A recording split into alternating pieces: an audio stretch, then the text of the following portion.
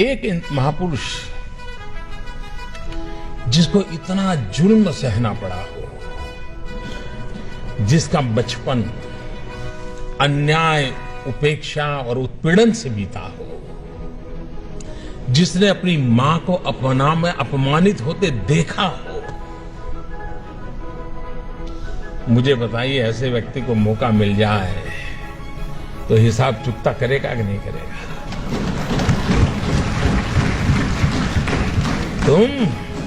तुम मुझे पानी नहीं भरने देते थे, तुम मुझे मंदिर नहीं जाने देते थे, तुम मेरे बच्चों को स्कूल में एडमिशन देने से मना करते थे। मनुष्य का जो लेवल है ना, वहां ये बहुत स्वाभाविक है, लेकिन जो मानव से कुछ ऊपर है वो बाबा साहब आंबेडकर थे कि जब उनके हाथ में कलम थी, कोई भी निर्णय करने की ताकत थी।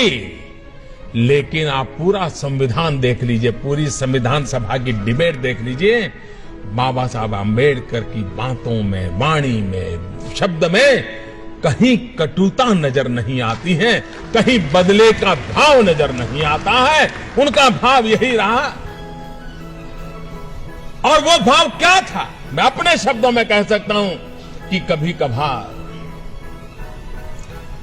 खाना खाते समय दांतों के बीच हमारी जीभ कट जाती है, लेकिन हम दांत तोड़ नहीं देते हैं। क्यों? क्योंकि हमें पता है दांत भी मेरे हैं, जीभ भी मेरी है।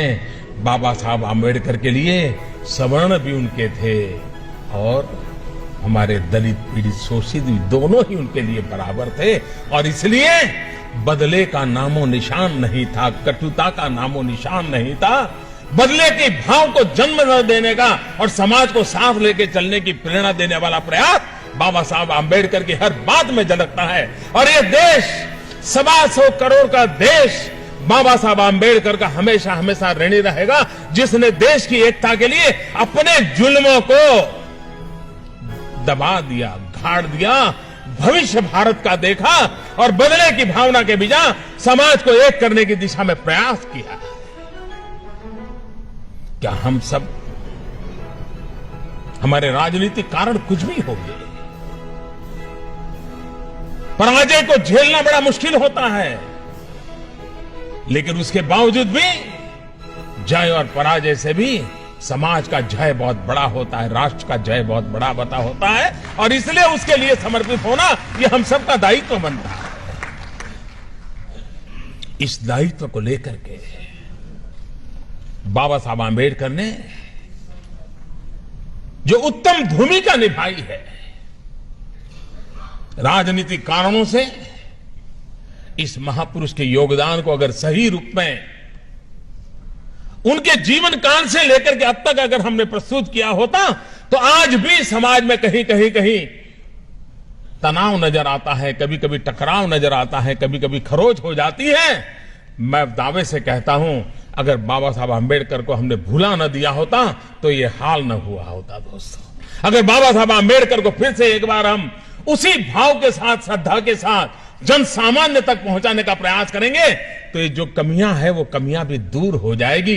वो ताकत उस नाम में है, उस काम में है, उस समर्पण में है, उस त्याग में है, उस तपस्या में है, उस महान चीजें जो हमें देकर के गए उसके अंदर पड़ा हुआ है। और उसकी पूर्ति के लिए हम लोगों का प्रयास होना बहुत आवश्यक है।